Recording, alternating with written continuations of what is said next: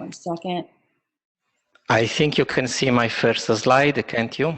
Yes, and if I can just take a little bit of time to officially introduce you, we are just so grateful today to be able to have this webinar and to have invited all of you. I've titled this webinar with Dott.Marco Ruggiero, What is the Third Brain and how can its discovery help with boosting immunity? And then I, of course, said for our children, but it's really in regards to anybody. We have Carolyn Tweetmeyer on the call as well, my dear friend, mother of 15 children, 8 whom are adopted, 7 by birth. Myself, I am the proud mom of 7 children, 5 that have been adopted. So we just really represent some moms who have been advocating for health, especially for, just children all over the world. And Carolyn's nonprofit is really to help advocate for children with HIV and severe special needs, Carolyn, who are in need of homes. Is that yeah. Homes, yeah. And it's projecthopeful.org is the name of her organization. And she helped me just as she trailblazed really to be one of the first people that I ever knew that had adopted a child with HIV. She's helped to educate us. She helped to equip me and enable me so that I was able to do the same. And she's done some amazing work. And then we have the amazing Dott.Marco Ruggiero, who is presenting tonight. And really, we are just standing by with full excitement to really see this presentation. But some of you may not know who he is. Marco Ruggiero, was born in Italy. He holds a PhD in molecular biology, is a medical doctor specialized in clinical radiology, and has been a professor of molecular biology at the Department of Experimental and Clinical Biomedical Sciences of the University of, is it Florence, Italy? For more than 20 years. Yes, it is Florence, Italy. And he worked at Burroughs Wellcome in North Carolina. I don't know if you knew this, but I used to live in Cary, North Carolina.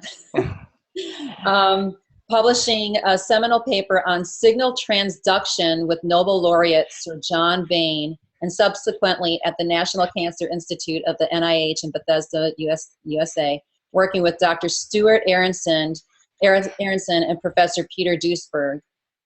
He has published more than 150 peer-reviewed scientific papers on signal transduction, reporting original observations in the fields of neurosciences and cancer. In 1987, he published a paper on the molecular mechanisms underlying the processes of learning and memory in the prestigious European Molecular Biology Organization, Journal of the Nature Publishing Group. Telling you something, these are a lot of big words for a mom like myself. But ever since, he published several papers in those fields of neurosciences that are associated with autism.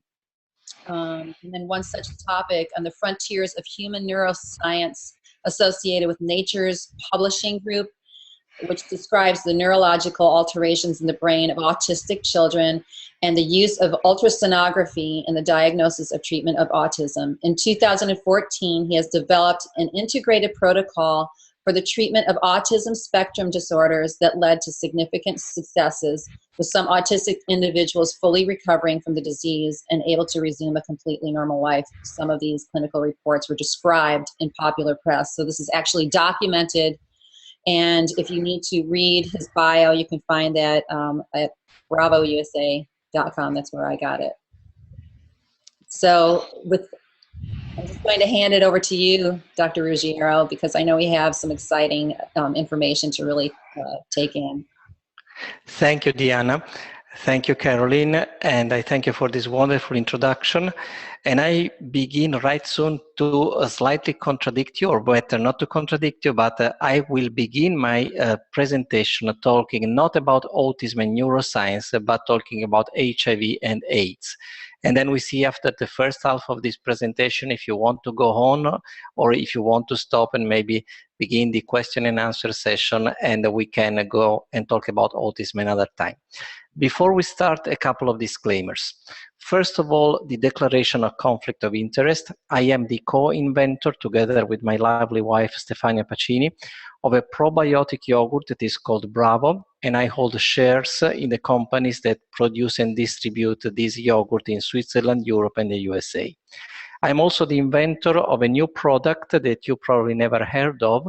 It is called Rerum, and it is an immune-stimulating factor that is based on chondroitin sulfate. It is an evolution of the old GC macrophage activating factor.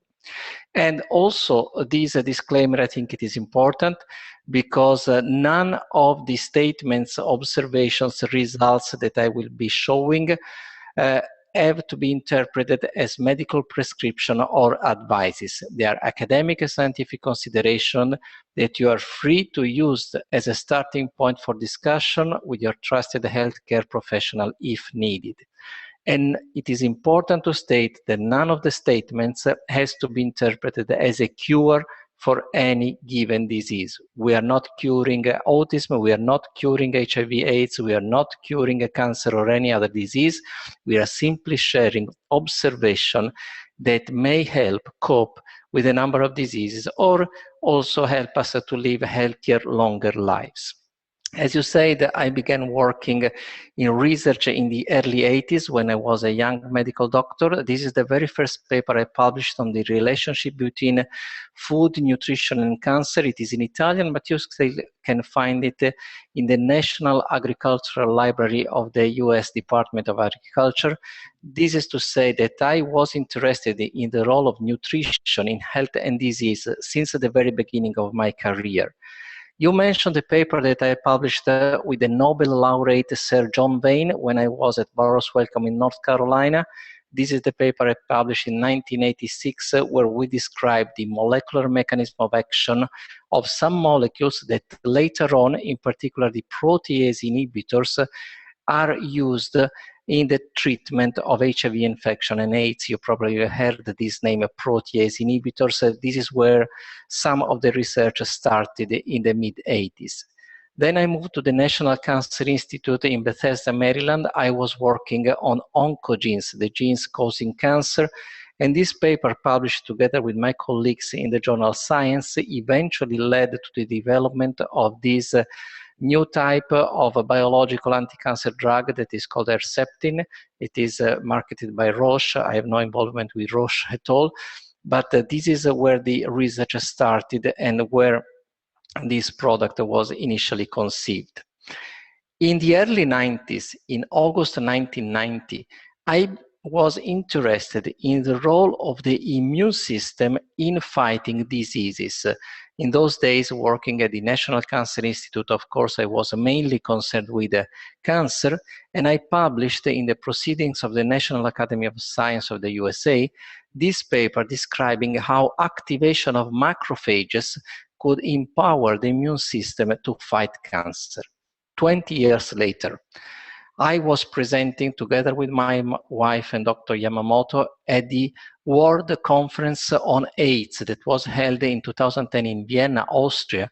This study that was accepted after peer review, where we elucidate the cellular and molecular mechanism through which a stimulation of the immune system leads to eradication of HIV. I know these are strong statements, but these are written in the most prestigious venue, that is the World AIDS Conference. Now, in 2011, together with Peter Duesberg and a number of other scientists, we published this paper, published in a rather minor journal, the Italian Journal of Anatomy and Embryology, that reviews the actual size of the epidemics of HIV and AIDS all over the world and in Africa, and shed lights on the importance of nutrition, or in the case of Africa, of malnutrition, in the onset and development of HIV infection and AIDS. And now let's go to the topic that it is of our interest. It was in 2010 when we were looking for natural methods to empower, to strengthen the immune system with the ultimate goal of fighting HIV infection and AIDS, and why not also empowering the immune system to fight cancer and other diseases, when we ran into this paper that was published in 2010 by a group of scientists coming from Canada and led by Dr. Gregor Reid, who is an authority in the field of microbiology. This scientist had run a very interesting experience in Tanzania, Africa, one of the poorest countries on this planet, where they taught local women to prepare a probiotic yogurt from which we took inspiration to develop our product. And so in Tanzania, in Mwanza, in an impoverished neighborhood of this part of the country, they set up a sort of a production, local production of yogurt, and these women, they gave the yogurt to HIV-infected people and AIDS patients. And the result was astonishing, and they published this in this journal of Clinical Gastroenterology, and as the title says, they noticed an increase of CD4, the cells of the immune system that are targeted by the HIV infection, that are typically low in HIV-infected patients and in AIDS patients. So simply the probiotic yogurt consumption was associated with the increase of CD4. This was truly an astonishing result that led us to the development of a probiotic yogurt that was based not only on their observation, but also on our studies published in the same year, 2010, in Vienna, describing the molecular mechanism at the basis of the eradication of HIV infection. So it was then in 2011 when we took courage and we went to Rome, Italy, at the 6th International AIDS Society Conference on HIV pathogenesis, treatment and prevention. So this was the World Conference on AIDS that was held the year after the one in Vienna, and the focus was treatment and prevention of HIV infection and AIDS. And this paper is still, of course, online. You can go and retrieve it. Was accepted after peer review.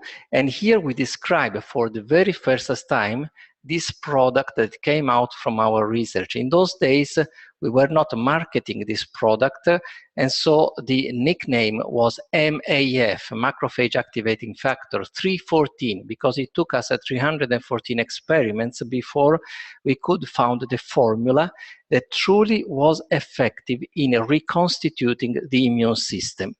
Now, the next slides that I'm showing you and that you can still find in the website of the International AIDS Society show the actual results obtained in Italy. So you can see these are the actual print screens of the exams of two subjects, one of which was moderately immune depressed. Now, this subject number one, the count of the CD4s was below the threshold of 400, that is indicative of AIDS, of full-blown AIDS. At least in Italy, below 400 CD4s, you are no longer simply HIV infected, you have AIDS.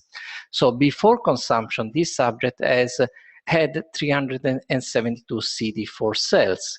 And only after 8 weeks, 2 months of consumption of the yogurt with no other treatment, the CD4s doubled or more than doubled. They went up to 853, and so the subject could not any longer be classified as AIDS.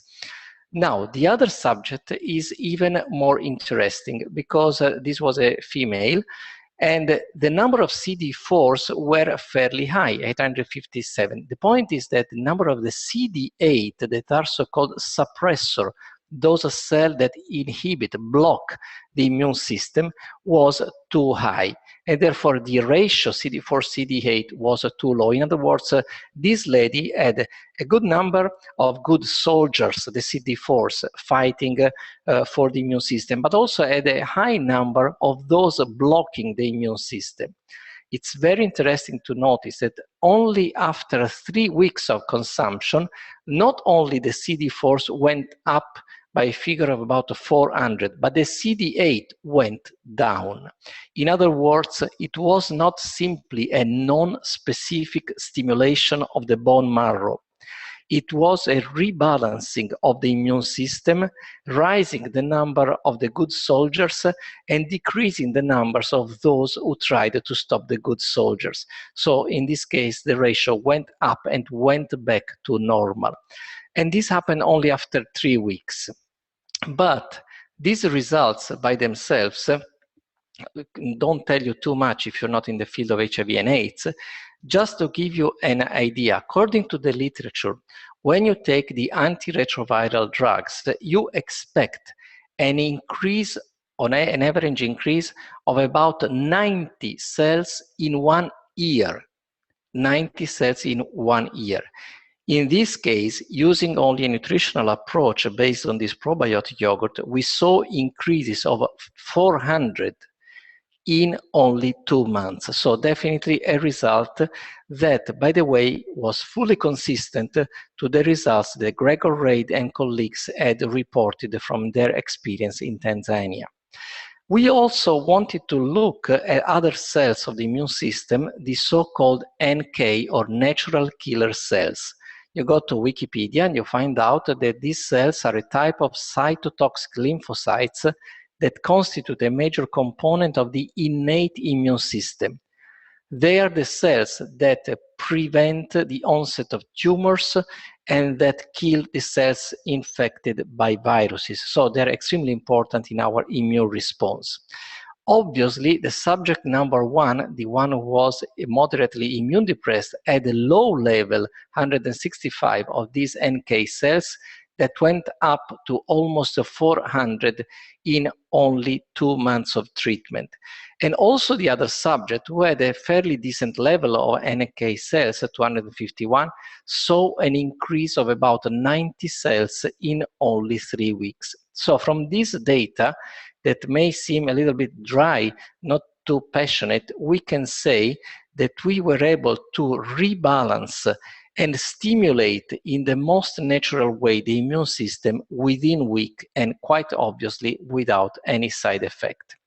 Now, these results were confirmed 1 year later in 2012 by the same group of scientists. You see Gregor Reid from Canada, when they observed the same identical results, identical to ours, identical to theirs obtained in Tanzania, this time in London, not London, UK, but London, Canada. This is to say that this is not something that works only in malnourished, impoverished areas like in Africa, where you could argue, well, fine, those are malnourished people, simply nourish them and they will get better. Not at all. In Italy and in London, Canada, we have not malnutrition. On the contrary, if anything, we have overweight.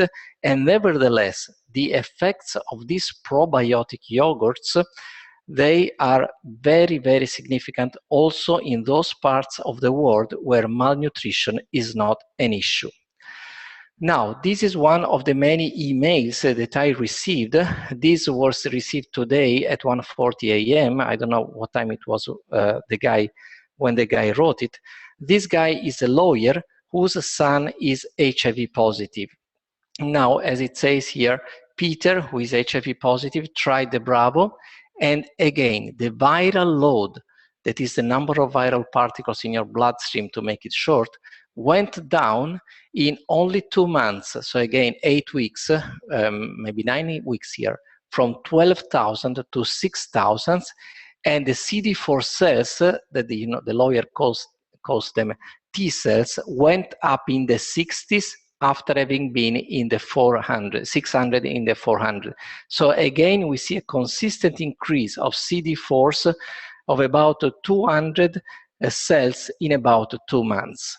But let's move on to some other ways of administration that we have developed in these years. Of course, a yogurt can be drunk, but also there are other ways to reconstitute the microbiome, that is the gut microflora, and together with a pharmaceutical company in Nuremberg, Germany, and in Switzerland as well, we have developed suppositories that are made with yogurt, with live cultures. If you put one of these suppositories in milk, the next day you will have a yogurt, because it was a kind of a difficult technique, but eventually we succeeded. And the next slides that I want to show you demonstrate that this approach of ours doesn't work only with HIV infection. Since its goal it is to empower and strengthen the immune system, it works against all types of viral infections. This Mr. Zunaid, I don't know whether this is the first or the last name, so I don't know whether I erased the right name, whatever. He's a doctor actually, who is infected with the hepatitis B virus. Before he started the treatment with suppositories, he lives in Thailand, as you can see from these characters, his viral load was in the range of the 5 millions. So 5 millions of particles before he started the treatment with the suppositories.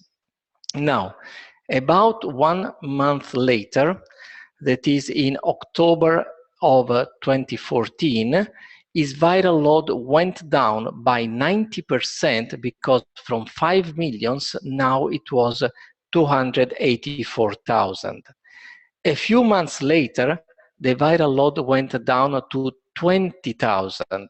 So we see a 99% elimination of the hepatitis B virus within a few months, by simply reconstituting the human microbiome, in this case through suppositories, because we know that the human microbiome is the immune system. So these results tell us that our nutritional approach is not valid uniquely against HIV or AIDS, but also against all types of viral infections, and as we will see later, by rebalancing, re-establishing a correct function of the immune system, it also works in other diseases.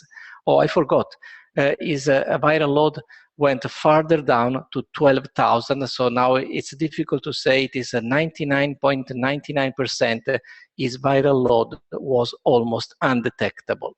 Now, you may say, fine, we stimulate and we rebalance the immune system, but there are people who have autoimmune diseases like lupus or psoriasis or pemphigus, which is a disease mainly dermatological, and we don't want to stimulate the immune system in these people. Actually, these people, they take steroids or immune suppressant drugs because their immune system is functioning too much. Well, when you re-establish and you rebalance the immune system in a natural way, you expect good things to happen. Now, the next slides are not for the weak of heart, for the faint of heart, but we're talking about medicine, so be prepared. They are not pleasant, but the end of the story is very pleasant. Now, the following are the lesions in the foot and ankle of a patient having pemphigus. Pemphigus is an autoimmune disease of the skin. And this is also another picture of the ankle and the leg. Now, this patient, who is a patient of a doctor who works in California, in San Diego, took the yogurt, and after about 2 months, no other treatment was involved. These are the results. So you can see what is called baby skin. All the lesions are almost gone, they're peeling off, and you see that the skin is being regenerated in the most natural way. So you can see truly the baby skin, and the old dead skin now is peeling away, and so this patient is completely recovering from his condition. But now comes a part of the story that will leave you without breath, at least left me without breath. Because so far I've not shown things that are too revolutionary. Because there is a general agreement, because of what we know of the microbiome, that the consumption of probiotic yogurts leads or may lead to the increase of CD4 cells in HIV-infected people, may lead to the normalization of the function of the immune system, and therefore to the improvement of the symptoms associated with HIV infection rates, like diarrhea, weight loss, and so on. However, the following paper will show something that was completely unexpected and most likely even escaped the attention of the authors themselves. Be prepared, because here there will not be strong images, but there will be very strong information. Now, the paper starts with something very easy. Same research group led by Professor or Dr. Gregor Reid from Canada, who work in Mwanza, Tanzania. What do they do in this paper? Something very simple. In 2011, that is 1 year after they had observed that the consumption of the yogurt led to an increase of the CD4s in HIV/AIDS people and an improvement of the symptoms, they went further ahead and they reasoned, why don't we give them probiotics instead of the yogurt? Yogurt is rather complicated to be produced, so why don't we simply encapsulate these probiotics and let's see what happens to a selected group of women. Don't ask me why they chose women and not male, maybe because they were more under control. I don't know. So essentially, they collaborated with this treatment clinic at the Seokuturi Regional Hospital in Mwanza, Tanzania. And of course, you had to be confirmed HIV infection to participate in the trial. So the trial essentially was designed that HIV-infected women, not yet full-blown AIDS, and therefore not yet eligible to be treated with antiretroviral, took the probiotics. And then they say, let's see what happens to the CD4s and all the other things. So all these women were screened for HIV, and obviously only those with confirmed HIV infection were enrolled in the study. And that's something that they didn't expect happen.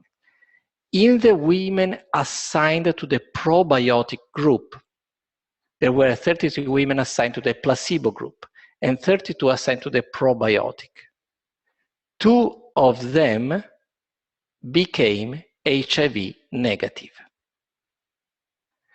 Of course, nobody is saying here that probiotic yogurts make you HIV negative, but the observation is here. It is strong. It is published. So women who were confirmed HIV positive, maybe was just a random coincidence, who knows? The point is that only 2 of those assigned to the probiotic group became HIV negative. Now, these events are rare, but actually there is ample evidence in the peer-reviewed literature that HIV positive subjects may revert to HIV negativity, very often after a strong stimulation of the immune system. The following case came to the attention of a good friend of mine, Dr. Klaus Köhnlein, working in Kiel, Germany, and essentially my role was simply to evaluate the results and to write the paper. The paper has not been published as yet, but I have permission to show the results. Now, this guy is a guy living in Germany of Italian origin. I don't know if you can see here on the right. Let me move this. Okay. Here on the right, this guy was diagnosed HIV positive with all the high-tech tests that they routinely do in Germany. So this guy was HIV positive, and he was positive to all the proteins of the HIV as usual. Now, oh, why does not go? Okay. Now, this guy also had a high viral count, 85,000 copies of the virus in his blood. Now, this guy, just by coincidence, developed a foot infection. Fuß in German means foot. Erysipelas is an infection by Staphylococcus and Streptococcus. And this infection, of course, leads to a very strong stimulation of the immune system. 5 months later, he went back to Dr. Kuhnlein for a further assessment. In the meantime, he had done no treatment at all, and these are the results. HIV negative. And also the Germans usually are very cool. They put an exclamation point because they couldn't realize how is it possible that this guy was confirmed HIV with a high number of viral copies in his bloodstream has become HIV negative. Well, nobody knows, but most likely the strong stimulation of the immune system coincident with the infection, with the bacterial infection in his food probably had led to the elimination of the virus by the immune system in itself without the help, in this case, of any drug. Now, the guy speaks in Italian, and as you can see, the previous slide, when he became HIV negative, was dated in May of 2011, and just a few days ago, that is in November, well, more than 1 year ago, in November 2014, he wrote me an email. The guy works in the pharmaceutical industry, so there is a kind of irony, and he says, since I work in radiochemistry, and I am so-called at risk because of the work with toxic elements and so on, I have exams every 6 weeks, and all the values, they are normal. So not only he became HIV negative, but 3 or 4 years later, he is still in excellent shape. Now, this is the title of the paper that we want to publish in the British Medical Infectious Diseases, has not been published as yet, where we describe the spontaneous regression of HIV infection in a 42-year-old patient, a case report. But we are not the only one to have observed this phenomenon. If you go to PubMed, you find this paper that was published in a Chinese journal, and it is only available in Chinese except for the abstract that is written in English, where they do report 8 seronegative converted HIV/AIDS patients with traditional Chinese medicine. So 8 confirmed HIV/AIDS patients turned negative after, in their case, treatments with a traditional Chinese medicine. I don't know the details of these treatments, but I wouldn't be surprised if these treatments naturally empowered or stimulated the immune system. Now, as you know, the HIV virus was discovered by the French professor Luc Montagnier, and he stated many years ago, we can be exposed to HIV many times without being chronically infected. Our immune system will get rid of the virus within a few weeks, and we have seen this happening. But only, I add, if you have a good immune system. And in Africa, or also in North America and in Europe, a good system cannot work properly if yet it has not the appropriate nutrition. And this is one of the major problems both in the developing and in the developed world, the adequate nutrition to empower the immune system. Now, there are several ways to empower the immune system through nutrition, but this is one of the most accepted views, that is to limit the consumption of carbohydrates and to prefer instead monounsaturated and saturated fats like extra virgin olive oil or coconut oil with anti-inflammatory properties and a good amount of proteins. Now, talking about proteins, we made some interesting observations in the recent past, because unfortunately, given our lifestyle and given also the availability of proteins, for example, in the third world or in other parts of the planet, it is not always easy to have the best proteins available. So there are many products, and I'm sure that you know a few of them. So here I took care to remove any brand name, but there are several proteins, several products that can be prepared like shakes. Shakes that are essentially made with milk proteins, whey protein concentrate, and milk protein concentrate. Now, of these shakes, you can find hundreds, if not thousands, on the shelves of grocery stores and specialty stores. But there are a few of them that are peculiar, like this one that I have found, because not only they do contain the proteins that essentially come from dry milk, but they also contain enzymes. You remember the work I did with Sir John Vane? Proteases. Proteases are enzymes that clip, digest the proteins. And this particular formulation also contains lipases, that are enzymes that digest the lipids, and also enzymes that digest the carbohydrates. So in other words, this is a very interesting formulation because it contains the proteins, the enzymes to digest them, and also it contains vitamins. No problem, there are many vitamin supplements on the market, but also minerals. Why this combination is so interesting? Because since we know that the enzymes need time and temperature to work, if you let incubate these shakes for an appropriate length of time, that is between 30 and 45 minutes at room temperature. So essentially you go against the instructions provided by the manufacturer, because you dissolve the protein shakes in water, you keep them on the table of your kitchen for 30-45 minutes at room temperature with no ice. What happens? It happens that essentially the enzymes, they pre-digest the proteins, the lipids, and the carbohydrates.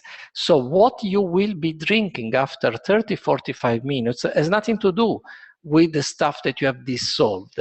It is now something completely different, because from the proteins, now the proteases have generated peptides that have powerful biological functions, because they do stimulate the immune system, they have anti-cancer properties, they have properties that favor the circulatory system and the heart, and so on.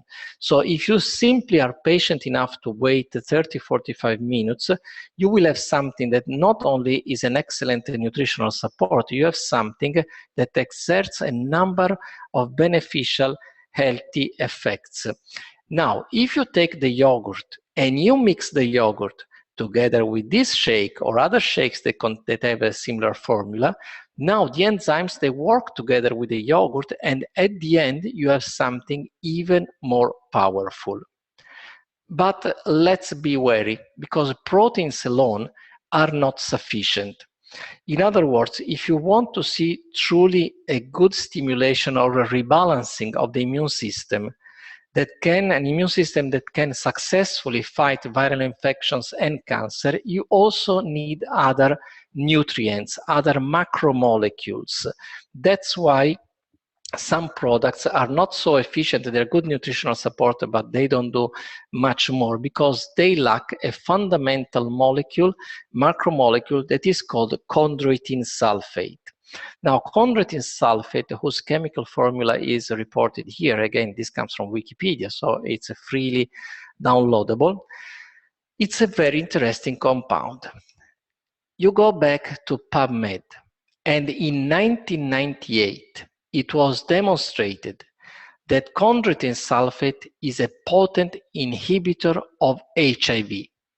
But even most interesting is that chondroitin sulfate reduced the viral load, that is the number of viral particles, to non-detectable levels in 10 days.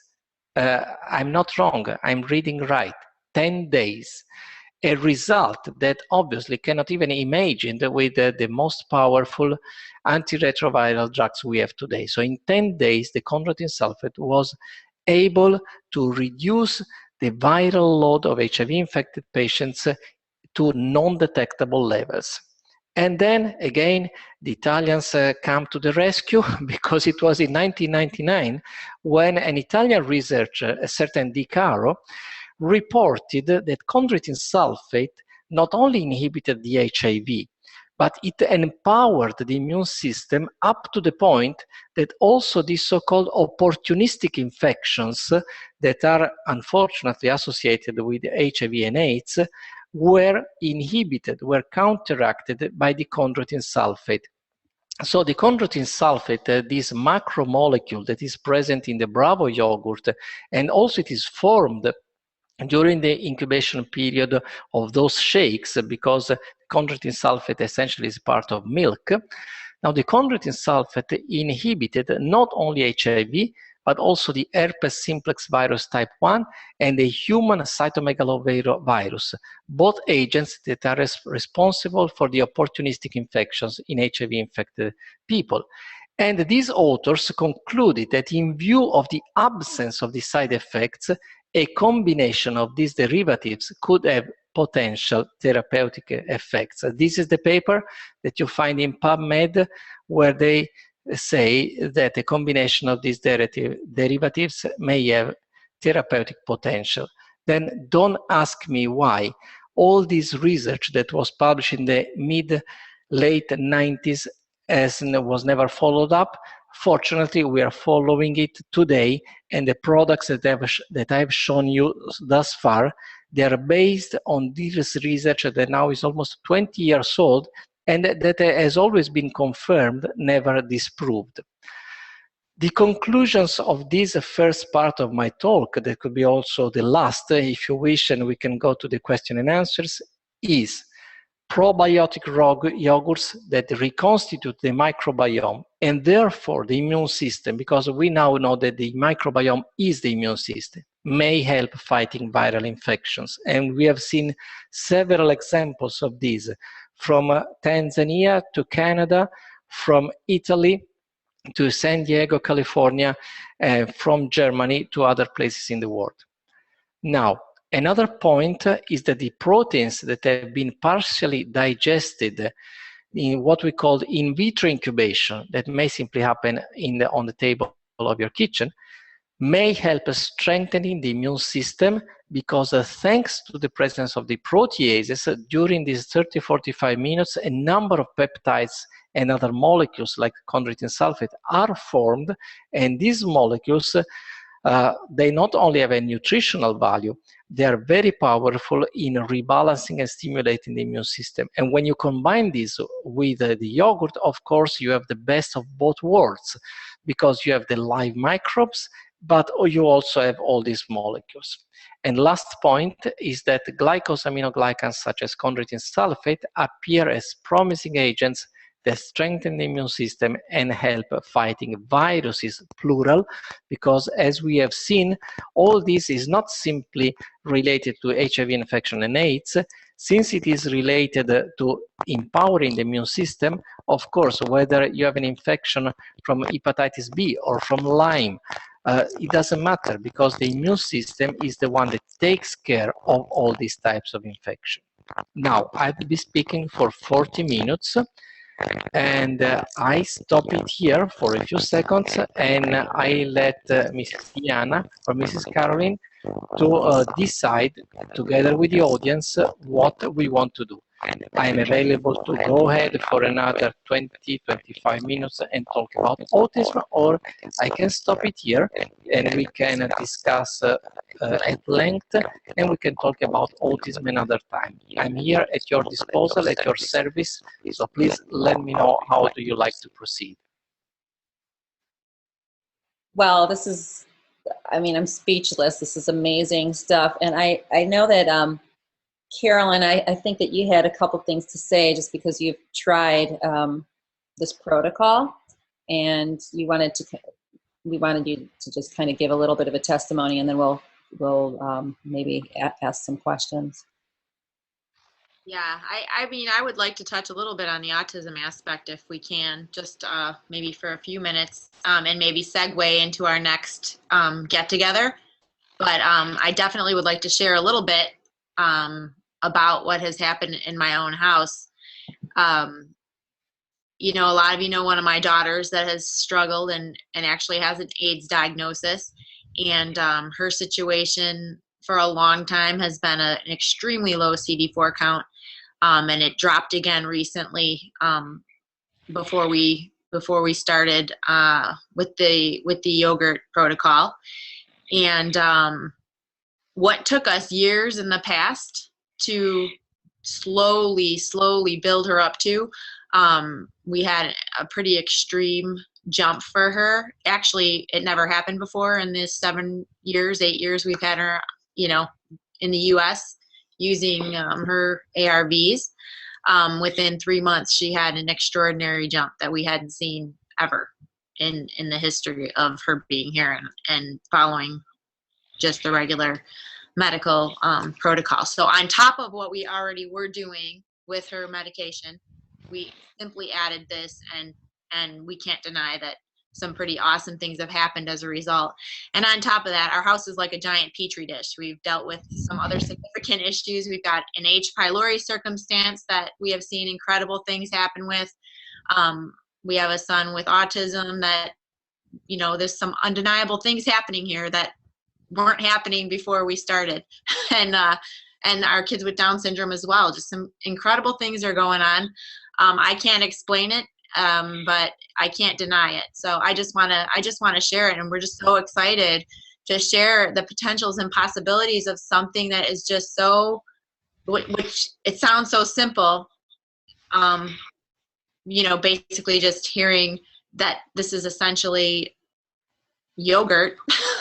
That is obviously so much more, but it is doing things. It is absolutely doing things. And again, we're so thankful to you to give us this time and to spend with these mothers that are just searching and searching for answers for their children. And I know they've gone across the world to get these kids and bring them here. And everything is so far beyond the call of duty that to deliver this to their living rooms at this point in time is such an incredible gift. Yeah, and I'll tell you that the consensus, if you don't mind, is that they would love to hear you talk about autism.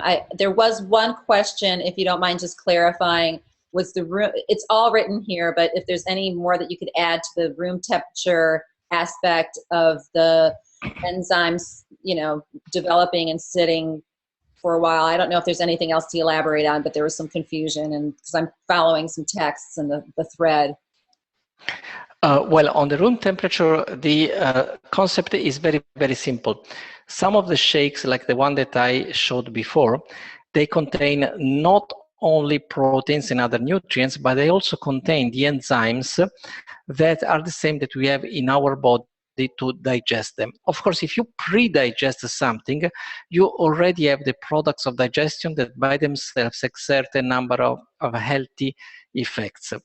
So essentially, the instructions to obtain these healthy effects is to dissolve these shakes in water as usual, without ice, in water at room temperature, and then let them sit at room temperature in your kitchen or wherever you like in your house for 30 or 45 minutes. So you give the time to the enzymes to work, and the temperature. They don't like cold temperatures. So that's why you don't have to add ice. Then after 30 or 45 minutes, you have produced, not you, the proteases and all the other enzymes have produced a number of molecules that have a very positive effects on the immune system and on a number of other functions of our body. At that point, after 45 minutes, you simply mix them again. If at this point you want to add ice because you like ice-cold beverages, fine, you can do it now. Now, you can also add the yogurt that you had previously prepared at the beginning of those 30-45 minutes. In this way, you will add the properties of the yogurt. The enzymes will work now both on the whey and dry milk proteins that are in the shakes and on the proteins that are in the yogurt. So essentially, there is a synergism, and you increase both the potency of the shakes and the potency of the yogurts. So from the practical point of view, is very simple. Simply leave the shakes there for 30-45 minutes, or leave the shakes and the yogurt there for 30 or 45 minutes together, of course. Mix them well and enjoy them. And they're also very pleasant to the taste. Can I ask you if you have any other suggestions overall diet-wise I'm sure people can't be eating Skittles and pizza and then just jump on this once a day and think everything's going to be great. No. Well, why don't we do this? Why don't we plan a webinar talking only about nutrition? Because we have developed, and we are not the only one, specific nutrition for cancer, for autism, and so on. But it takes more than a couple of minutes. So let's go in detail in a future webinar about nutrition. But again, it's not something you can do once in a while. If you want the nutrition to work, you have to do it every day. Right. All right, so do we want to talk a little bit about autism? Yes. Now, please stop me when I am becoming too boring. I'll try to be as fast as I can, but still I prefer to be clear and to give less information, but clear rather than a number of things. Also because I hope that this is not the first and last time that we meet. So next time maybe we can cover other aspects that today maybe are not covered. Now, talking about autism, I will not again say that I have been working in the field of neuroscience for 30-some years. That's very boring. So let's see what we have done in the past few months. Together with the late Dr. Jeff Bradstreet, who tragically died in June of last year and who was an authority on autism and with whom we had published the papers on the pathogenesis, that is the cause of autism and how to approach autism. On the 22nd of December, so just a few days ago, we published in this prestigious journal that is called Frontiers in Neuroscience, a paper, rather short paper, about 1,000 words, that even though it is short, has received about 10,000 views. That is enormous for a scientific paper, and it has an impact factor that is among the highest in the fields of neuroscience. What is written in this paper? In this paper, we put forward an hypothesis that explains the lesions in the brain of autistic children, lesions that we, together with many other scientists, had described using different techniques like MRI or ultrasonography, and most important, how to address these lesions. This paper derives from another paper that had been published by scientists in Nature just a few months earlier, where they describe lymphatic vessels in the brain that had never been described before. Before this paper published by these researchers, it was thought that the brain was, as we say, an immune-privileged organ. That is, an organ outside of the immune system, not connected with the general immune system. Now, this paper proves that this conception was wrong, and as they say, one of the characteristics of the central nervous system is, or was, the lack of a classical lymphatic drainage system. So now this paper describes that actually there are lymph vessels in the brain. And as they say, the discovery, this is not us, these are the other scientists, the discovery of the central nervous lymphatic system may call for a reassessment of basic assumption in neuroimmunology and sheds a new light on the etiology of neuroinflammatory and neurodegenerative diseases associated with immune system dysfunction. So I don't know why it didn't come in to their mind that also autism could be related to all this. So our contribution was to think, why not? Also autism can be caused by some dysfunction of the immune system inside the brain through the discovery of this lymphatic system. Now, the lymphatic system of the brain drains, that is the lymph that is collected in the brain goes somewhere, and it goes into the lymph nodes that are inside our neck, essentially around our throat, around the jugular vein. Here, this is an old anatomical sketch, and these are the lymph nodes where the lymph coming from the brain arrives. Now, the lymph to these lymph nodes also come from the mouth and the throat, and I think you begin to realize what the problem could be. Now, this is us, Bradstreet, Pacini, and myself. And we ask ourselves a rhetorical question in this paper published in Frontier. Could inflammation-associated deficit in meningeal lymph drainage be the culprit for the observed increase of extraaxial fluid, that is inflammation in the brain? In other words, we postulated, if we develop an infection in the mouth or in the throat, then the lymph nodes inside the neck become swollen, become clogged, and because of this, the lymph from the brain cannot drain appropriately. And so there is an accumulation of lymph inside the brain. With the accumulation of liquid, now the neurons and the glial cells cannot connect with each other, because the brain, it is inside a closed cavity, that is the skull, cannot expand, and therefore, if it is an accumulation of fluid, due to the inflammation of the lymph nodes in the neck, due to some infectious process in the mouth or in the throat that is very common, or in the nose, then the lymph remains in the brain, and let's see what happens. As we write here, infection or inflammation of the deep cervical nodes that may be due to infection or inflammation in the mouth or in the throat or in the nose may lead to impaired lymph drainage, with consequent accumulation of fluid, inflammatory fluid in the brain, and this leads to the disruption of the connections between neurons and glial cells, exactly something that we have published in 2014, again in Frontiers in Human Neuroscience. These lesions that we can see in the brains of autistic children. But there is much more. Now, if the lymph from the brain cannot flow and cannot be eliminated, then of course you have accumulation of the metabolites, the exhaust fumes of the metabolism of the brain. If you want to call them toxins, you are free to do it. And this leads to constant inflammation of the brain and the meninges.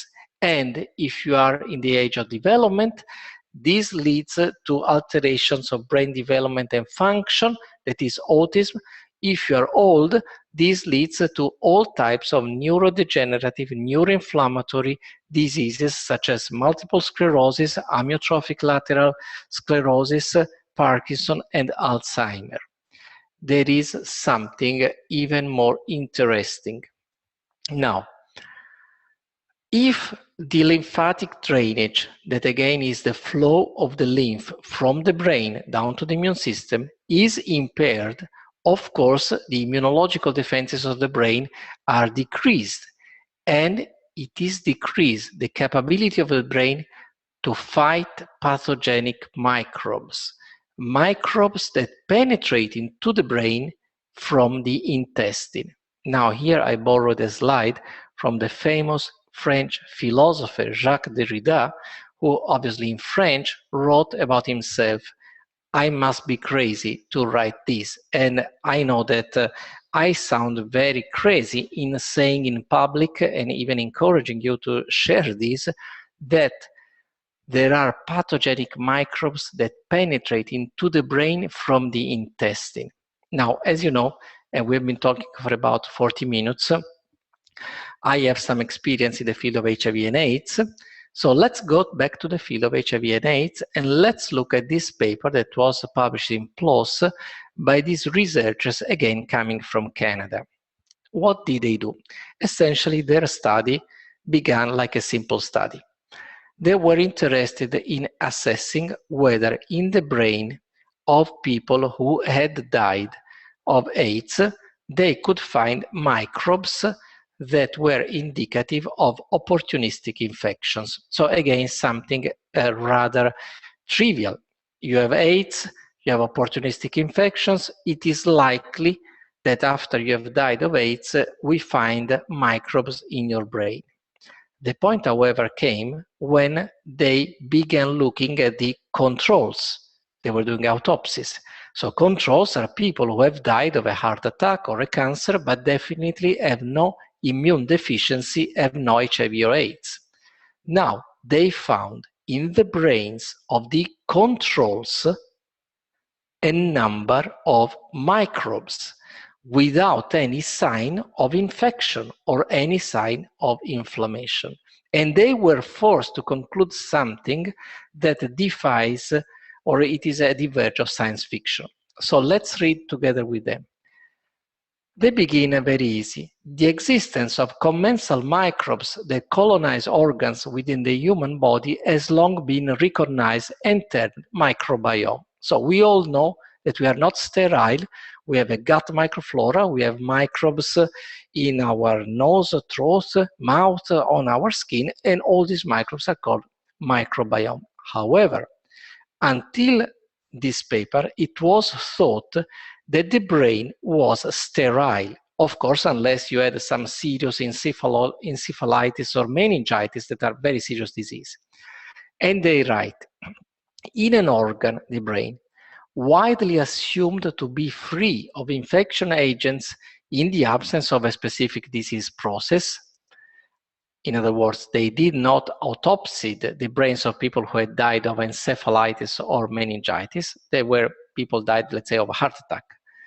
They found a number of microbes. Microbes that are the same that you find in soil and water. In other words, our brain is not sterile at all. There are the same microbes that you find in soil and water, and obviously the same microbes that you find in your intestine. How do these microbes go to the brain? They go because they are carried by cells of the immune system and our good friend, the macrophages.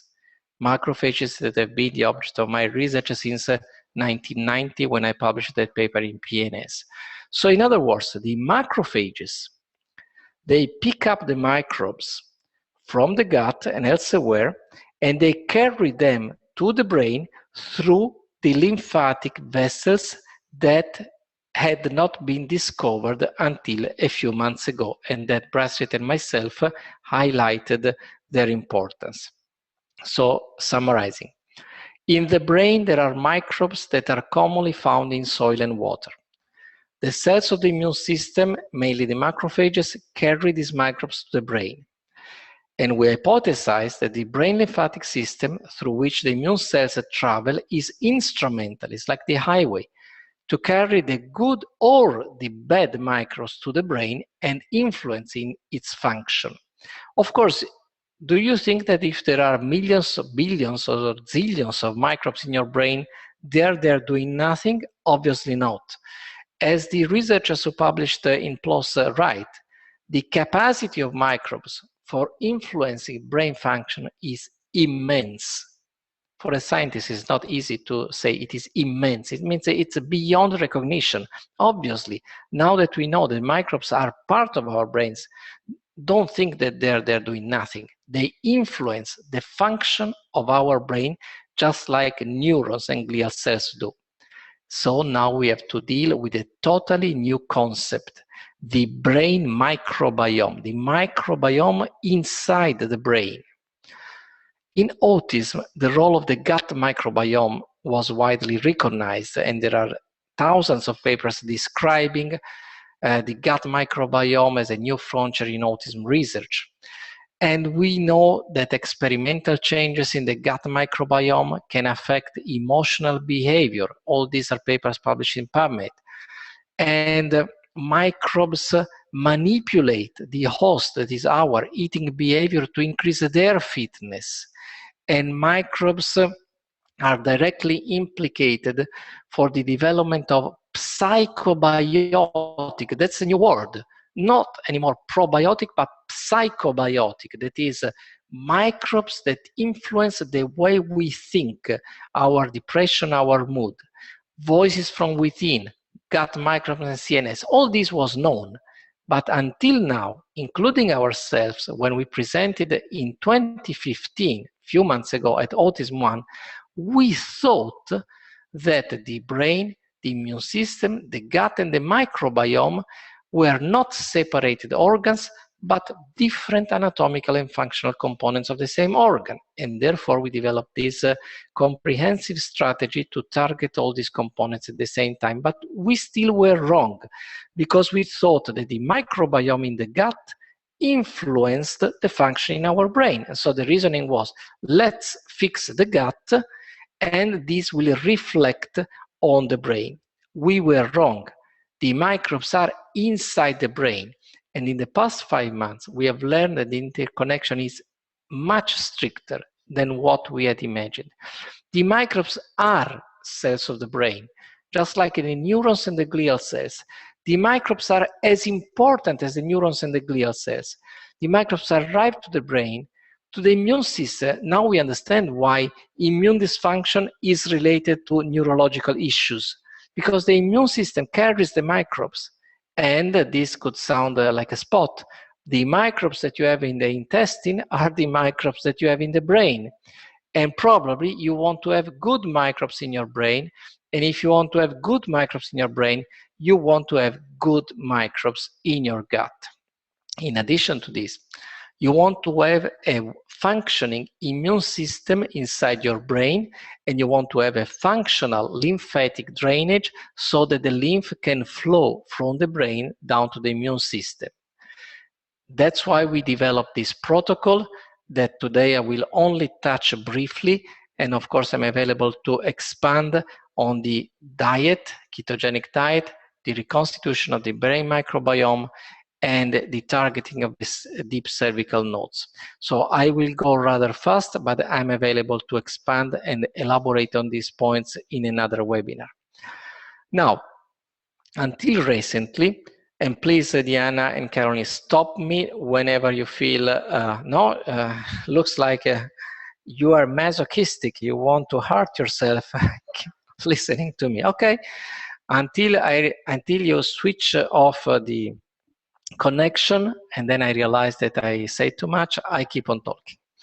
Now, until recently, the main target, as far as reconstituting the microbiome with a probiotic yogurt, was the gut microbiome. And we knew, as we have seen also in the case of viral infections, that by reconstituting the gut microbiome, we also rebalance the immune system. Now we know that we have to do more. We have to reconstitute the brain microbiome inside the brain and the brain immune system. Now we have learned that the microbes reach the brain using immune cells as vehicles. We know that the macrophages travel through the lymphatic vessels, and therefore we hypothesize a new way of delivering our microbiome reconstituting product, the Bravo yogurt, in order to maximize the reconstitution of the brain microbiome. Now, here in these areas of your mouth and the throat, there is the highest concentration of macrophages in our body. It is called the Waldeyer tonsillar ring. And the macrophages from here, they go everywhere, including through the lymphatic system, they go to the brain.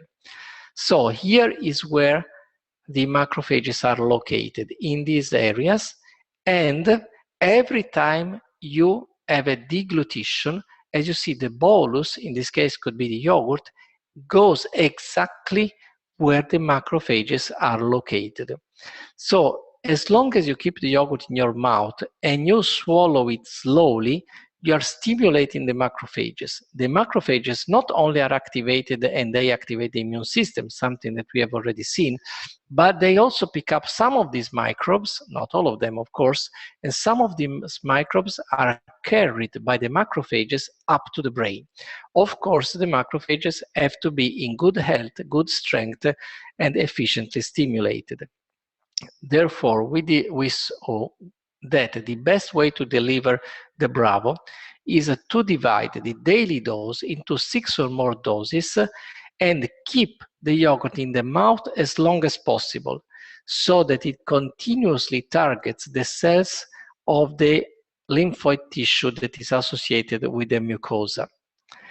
In this way, we also target the deep cervical nodes because, of course, we cannot use common methods to unclog these nodes, but we can decrease the inflammation, remembering that these areas of the mouth and the throat, they drain into the inferior and the superior deep cervical nodes. In other words, the same nodes where the lymph coming from the brain arrives.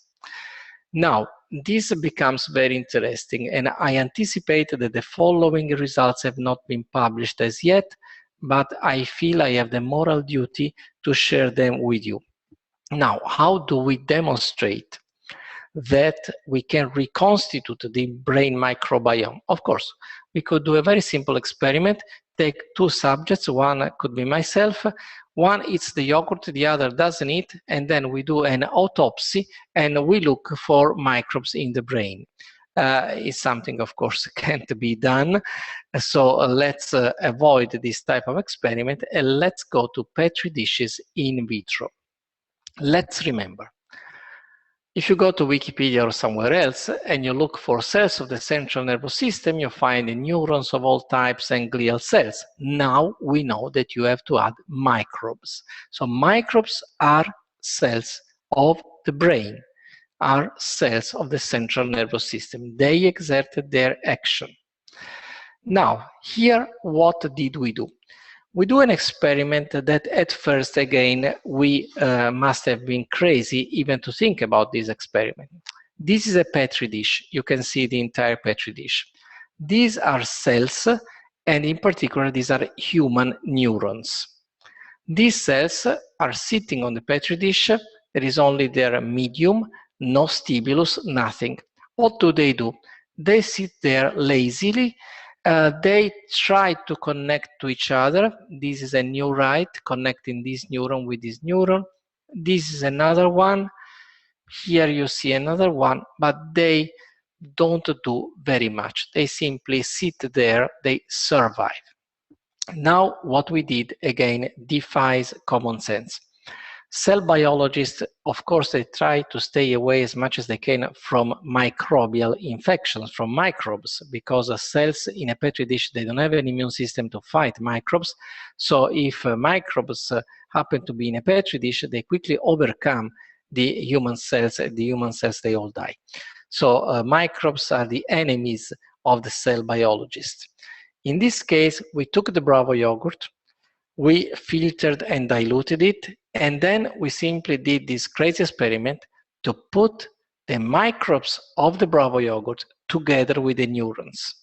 And when my wife first heard me saying this, she said, okay, you must be crazy because we kill all the cells, we ruin all the experiments, and this will be the result. No need to do the experiment. It's obvious that's the way it will end up. I said, well, let's do it with the Bravo yogurt. We have seen wonderful results in autistic children and other patients with neurological disease. At worst, we have killed a few neurons in culture, not a big deal. Look what happens when you add the microbes to the Petri dish. Now, these very little tiny dots are the microbes. You see very many in the background. You see how many of these little dots. Look at what the neurons have done. They have formed a circuit. Look how many connections they are establishing. So here you see a major circuit, and then you see within the major circuit many short circuits. Now, this is the basis of neural network. Like networking in other areas of life, it is the conjunction of different subjects exchanging information. This is the basis of the functioning of our mind. And this was due to the effects of these tiny particles that are the microbes of the Bravo yogurt. Now, if at variance with the microbes of the Bravo yogurt, you put contaminants like E. coli or pathogenic microbes, then what happens is what my wife expected. All the cells died. So only certain types of microbes are able to elicit this response, that is to induce the neurons to form circuits, to form connections. The next slide is even nicer because here you can see many microbes. So these are different Petri dishes. Of course, we always repeat the experiment. So you see now the neurons, how they are happy together, and they form several types of circuits. So you can see all these branches, one here, one here, one here, very long. So they exchange information. So again, we have the experimental evidence that if you put the right microbes together with the human neurons, you modify their behavior. As the other scientists have written, their influence is immense, and it is a very positive influence. Now, this is again an enlargement. This is taken from the web, and these are the microbes that you can see, like these little dots. These are the bifidobacteria, famous bifidobacteria. You can see them here. These are from the Petri dish. Of course, the focus is not excellent because we were focusing on neurons, not on the bacteria. Now, these results, I'm close to the end, are consistent with a recent study where we have elucidated and published the molecular mechanism that is at the basis of the evolution of the human brain, from the big apes to the Homo sapiens sapiens. Now, there is a gene that is almost unpronounceable. Its name is RANX2. Now, this gene is regulated by nutrients and probiotics. In other words, we and the apes have this gene. But the gene that is in humans is different from the gene that it is in apes, because certain nutrients, certain proteins, and probiotics, they are able to stimulate this gene. The gene that is in apes is slightly different and cannot be stimulated by proteins and probiotics. This is the paper that we published at the end of 2015, where the only important words are important implications for human brain evolution. Now, essentially, the size of the human brain had a so-called explosive increase in the past 10,000 or 20,000 years. So a very short time on the scale of evolution.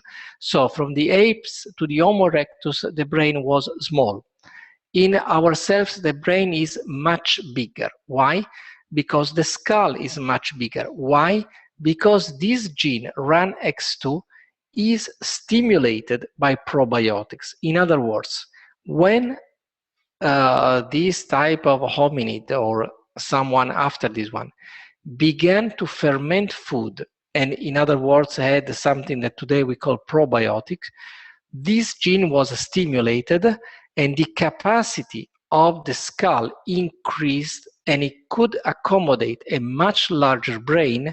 That is what we have today.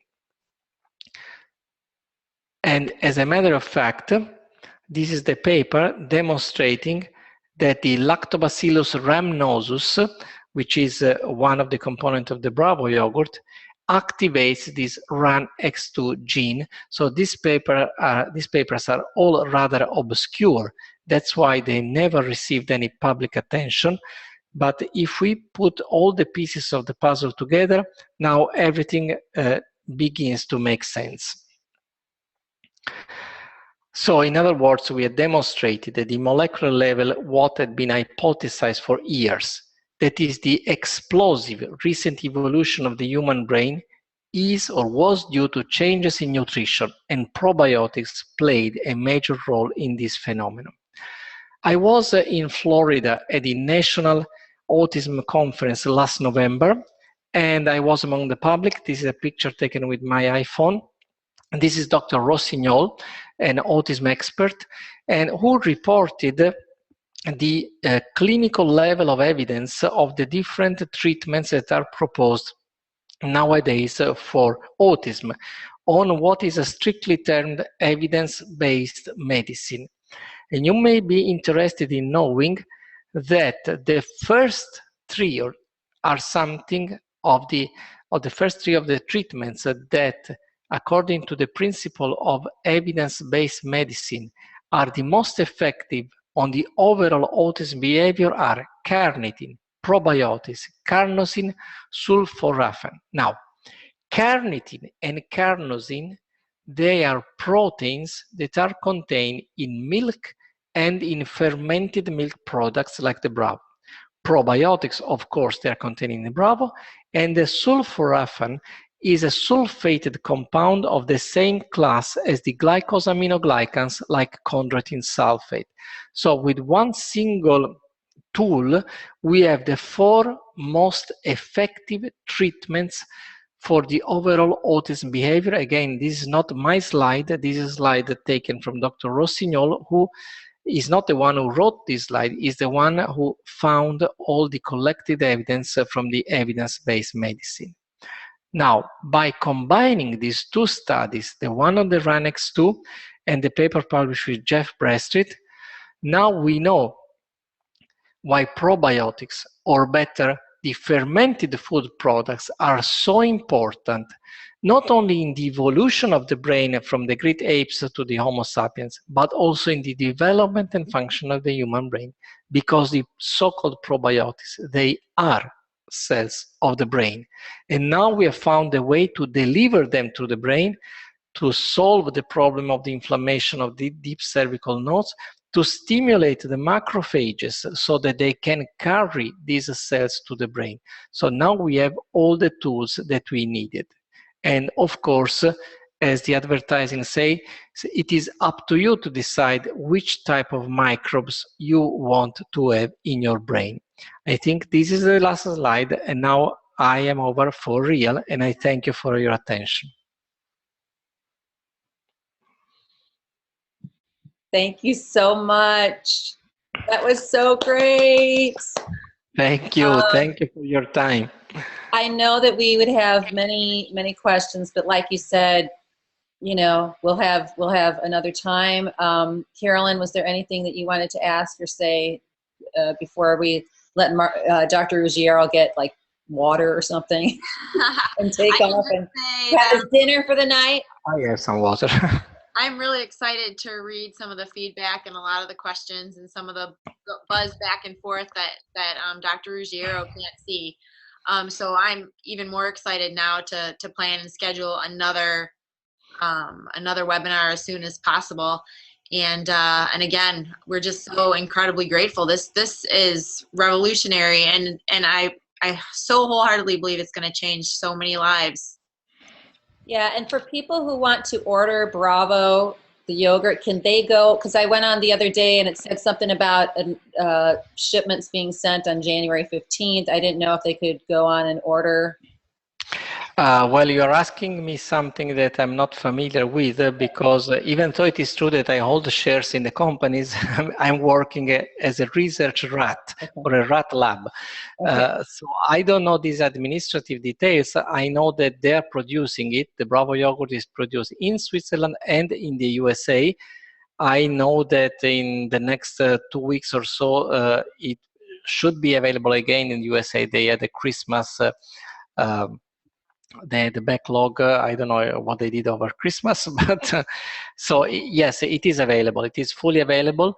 The suppositories, however, they have to be ordered from Switzerland. And but, you know, for this type of technical details, please send me an email, and I will forward the email to those who take care of these issues. Okay, and I will say that I've used the yogurts. I'm using them, and I, before this, was making my own kefir, so I'm used to fermented foods, and it's relatively easy. There are instructions, specific instructions on how to make this, but it tastes amazing, and you know, I'm a strong believer in fermented foods and in, you know, enzyme-rich foods, and that was actually what brought me to discover you years ago. So Carolyn, you've used them, and you know, find them relatively easy to make, correct? It seems intimidating when you first look at it, and it you know, looks really official and scary. But if I can do it, anybody can do it, and we're certainly happy to answer any questions and help with that end, obviously. Okay, so I think because it's been so long, and I know that it's time for dinner for you and your beautiful wife, who also I hope that you can convey to her our appreciation for all of her work, and also for lending you to us for a while. For a long Don't while. worry. We are Italian, so we eat at about 8 p.m. So I still have 1 hour to go before dinner will be ready. Now, I really thank you, and I'm saying this from the bottom of my heart, because to have given me the opportunity to share this information with the people who may truly benefit from this information. It's really a precious gift. So I truly wish to thank you, and consider me at your service. Whenever you wish to organize another webinar, you establish the topic, as I said, I have experience in these three fields: oncology, immunology, and neurosciences. So we can talk about oncology, or we can keep on talking about autism and other things. So these are my three fields of expertise, and I would be delighted to have another opportunity to talk with you and the beautiful audience that I cannot see. I only see the two of you. But I'm sure that all the people who are listening, if there is somebody still left listening, are beautiful people, and I'm very happy to have had this opportunity. Well, the comments are that their lives are changed, that they love you, that they keep you in their prayers, and they are so grateful for everything that you've done. And just to confirm, you had said that, I think prior, that it was okay for us to share this recording. I am begging you all to share this because I feel that my mission in life is not to publish papers, is not to make a little money out of these products. I feel that my mission in life is to help people. If this information can help people, please share it all. Don't be afraid. There is nothing that I have said that cannot be proved. Everything has been published in peer-reviewed papers. The only couple of things that have not been published, I would say, are rather irrelevant, but all the rest is published, is rock-solid science. So please, I beg you to share all this information. This is the greatest reward. You don't have to thank me, it's me. I have to thank you, in particular, if you share this. Awesome. All right. Well, thank you so much, and we'll see you next time. We are now lifelong friends. Thank you so much. Thank you. Bye-bye. All right.